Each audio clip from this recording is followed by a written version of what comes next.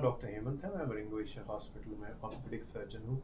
आज जो कॉन्फ्रेंस हुई थी वो बेसिकली एक एजुकेटिव और इंफॉर्मेटिव कॉन्फ्रेंस थी। लोगों को ये बताना कि हमारे इस हॉस्पिटल में रोबोट के थ्रू सर्जरीज करते हैं जॉइंट रिप्लेसमेंट्स, और हमारा अकेला सेंटर है कॉर्पोरेट सेंटर जो कि दिल्ली एनसीआर में, इनफैक्ट नॉर्थ इंडिया के अंदर रोबोटिक हिप रिप्लेसमेंट की सुविधा दे रहा है। नी रिप्लेसमेंट रोबोटिक और भी बहुत जगह पे होते हैं, और हाफ नी रिप्लेसमेंट बहुत अनकॉमन है। तो यही बताया था कि इसके क्या फ़ायदे हैं। एक तो क्या होता है कि हिप रिप्लेसमेंट के अंदर पेशेंट की जब भी सर्जरी होती है, सबसे बड़ा डर ये रहता है कि मेरी टांग छोटी बड़ी ना हो जाए।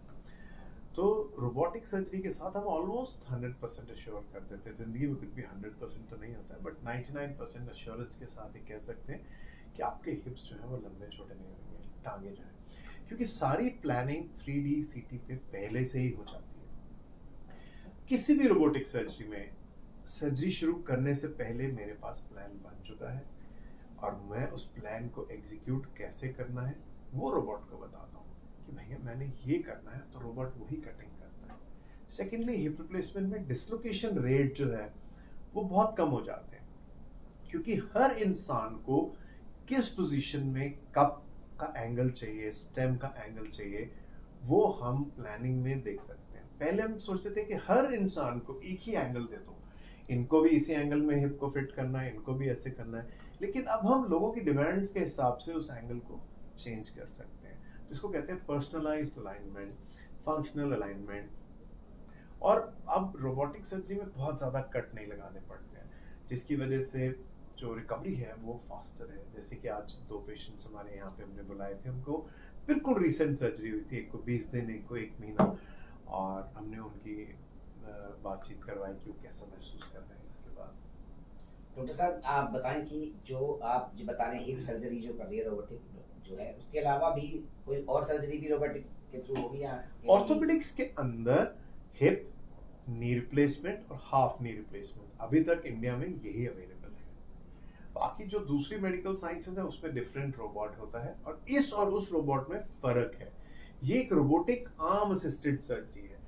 दूसरे रोबोट में सर्जन एक कंसोल में बैठा है और रोबोट अंदर है। इसमें ऐसा नहीं है। इसमें मैं अंदर हूँ, मेरे साथ रोबोट खड़ा हुआ है, उसकी मैंने बाजू को पकड़ना है, उसने सिर्फ कटिंग करनी है, और कटिंग भी मेरे हाथ से करनी है। मैं जैसे ही बटन छोड़ दूंगा वो बंद हो जाएगा। तो मैं नहीं करता हूँ, मैं इसको पूरा खोल के काटता हूँ और देखता हूँ। अब पीछे नस है, लेकिन हमारा रोबोट जो है वो हमें 3D में दिखा रहा है कि आपने कितना काट दिया, और वो पीछे जा ही नहीं सकता। वो जैसे ही हड्डी खत्म होगी वो रुक जाएगा। उसको किसने बताया कि तुम्हें रुकना है? और हमने बताया उसको, हमने उसके अंदर पहले ही प्रोग्रामिंग कर दी इस तरह से। इस तरह की कितनी सर्जरीज इस हॉस्पिटल में हो चुकी है? क्लोज टू 180 सर्जरीज, 180, जिसमें से 35 हिप रिप्लेसमेंट्स हैं, बाकी नी रिप्लेसमेंट सर्जरीज है। हमने दिसंबर में ही इसको लॉन्च किया था। क्या चार्ज आता है इस सर्जरी? इसका अप्रोक्सीमेटली 35 to 40,000 रुपीज एक्स्ट्रा आता है। अभी हमने इंश्योरेंस कंपनीज में भी प्रपोजल दिया है कि एडवांस मेडिकल ट्रीटमेंट में इसको कवर किया जाए, ताकि पेशेंट्स इसका बेनिफिट ले सकें। लेकिन हम पूरा क्लियर बता देते कि रफली 35, क्योंकि इसको करने में काफ़ी बार तो जो उसका जो कंज्यूमेबल्स हैं, 100 ब्लेड्स हैं, जो ट्रैकर्स हैं, 20 से 25,000 रुपये तो वही आ जाते हैं। और अगर आप रोबोट की बात करें तो काफ़ी एक्सपेंसिव है, 7 से 8 करोड़ के बीच में रोबोट आता है। तो रोबोट से जो सर्जरी होती है उसमें रिकवर कितनी जल्दी करता है? हमारा ये जो अच्छा, पहले तो रिसर्च पेपर्स काफ़ी है इस चीज़ के। हमारा जो पर्सनल एक्सपीरियंस ये है कि पेशेंट बहुत जल्दी रिकवरी हो रही है। इनफैक्ट जो वॉकर है वो जल्दी छोड़ रहे हैं, वॉकर से स्टिक पे जल्दी जा रहे हैं, और स्टिक उससे जल्दी छोड़ रहे हैं। तो ये हमें फिजियोथेरेपिस्ट से भी इनपुट मिला। अभी आज जो पेशेंट आई थी वो स्टिक ली नहीं, पर हम उसमें सबको ऐसे नहीं कहते कि देखिए आप स्टिक लेंगे ही नहीं, ऐसे कोई बहकाने का काम नहीं है। हर पेशेंट अलग है, अपने आप को कंपेयर नहीं करना है।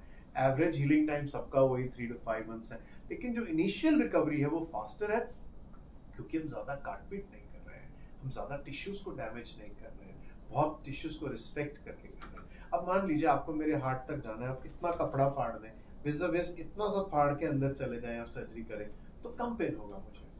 तो सर, जैसे लोग डरते भी होंगे इससे कि रोबोट से सर्जरी, तो आप उनको कैसे समझाते हैं? आपने लोग डरते नहीं हैं, पर मुझे आज प्रेस में जरूर ये रियलाइज हुआ कि ये शायद एक क्वेश्चन लोगों के मन में है।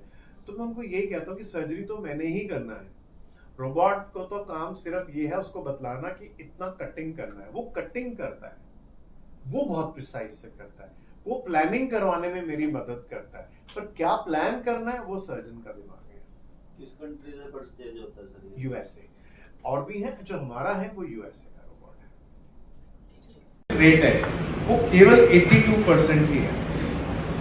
अब हैरानगी की बात यह है कि हम इतना आगे पहुंच चुके हैं, चांद पे जा चुके हैं, मार्स में भी सोच रहे हैं दुनिया बसा लें, और हम अभी भी जॉइंट रिप्लेसमेंट सर्जरी में सिर्फ 82% लोग ही हैं जो केवल खुश रहते हैं। तो सारी साइंस इसके पीछे है कि 82% लोगों को हम सेटिस्फेक्शन कैसे ज्यादा कर सकें। तो जो रोबोटिक सर्जरी है, सब लोग समझते हैं इसका काम है कि बहुत ही एक्यूरेट है, बहुत ही प्रिसाइज है, मगर ये तो सिर्फ एक ही इसका इम्पोर्टेंट एस्पेक्ट है। हम लोग सर्जरी करने से पहले पेशेंट के स्पेशल 3D CT स्कैन करते हैं, जिसके ऊपर हम प्लान बना चुके होते हैं कि इस पेशेंट का सर्जरी हमने ऑपरेशन थिएटर में क्या करनी है। अब आप सोचिए, मैं ऑपरेशन थिएटर में जा रहा हूँ, किसी का घुटना खोल दिया और उसके बाद सोच रहा हूँ कि अब क्या करना है। विज़ मैंने पहले प्लान बन चुका है कि मुझे इस घुटने को बैलेंस करने के लिए, सीधा करने के लिए क्या क्या करना है। रोबोट का दिमाग नहीं है, वो वही करेगा जो उसको हम सिखाएंगे। तो सारा प्लान सर्जन करता है और फिर उसके बाद में हम लोग ऑपरेशन करते हैं। तो जोड़ जो है सबसे कॉमन नी रिप्लेसमेंट होते हैं, फिर हिप रिप्लेसमेंट होते हैं, और अब हाफ नी रिप्लेसमेंट काफी पॉपुलर हो रहा है। आपके साथ ही एक पीछे लेडी है जिनके दोनों हाफ नी रिप्लेसमेंट जो है वो भी दिल्ली एनसीआर में पहला केस हो सकता है। तो रोबोट के साथ हम 100% श्योरिटी दे सकते हैं पेशेंट को कि आपकी टांग लंबी तो नहीं होगी ना छोटी होगी, हम आपकी टांग को बिल्कुल बराबर रखेंगे। और लेडीज जो है वो बहुत कम टॉलरेट कर पाती हैं अगर टांगे बड़ी छोटी। तो हमारे पीछे ही हमारे पेशेंट है जिनका कुछ ही समय पहले हिप रिप्लेसमेंट हुआ, आप उन सबसे बात करेंगे। तो हीलिंग टाइम तो हर सर्जरी का होता है, 3 से 5 महीने लगते हैं। तो डिसलोकेशन रेट पूरा जो है बाहर निकल जाता है, तो वो बहुत कम हो जाता है रोबोटिक सर्जरीज के बाद। अगर हम अच्छा इम्प्लांट यूज करते हैं, अच्छी टेक्निक यूज करते हैं और अच्छी फिजियोथेरेपी देते हैं, तो जाहिर सी बात है कि उसका हिप भी ज्यादा समय के लिए चलना चाहिए। पहले जब हम लोग पढ़ते थे तो यही सिखाया गया था कि 5 से 7 साल, मुश्किल से 10 से 15 साल, मगर ऐसा नहीं। मेरी को प्रैक्टिस करते हुए 26 साल हो गए हैं। मैंने अपने सीनियर्स के पेशेंट्स 40 साल पुराने भी देखे थे इंग्लैंड के अंदर, जिनका नी और हिप हुआ था।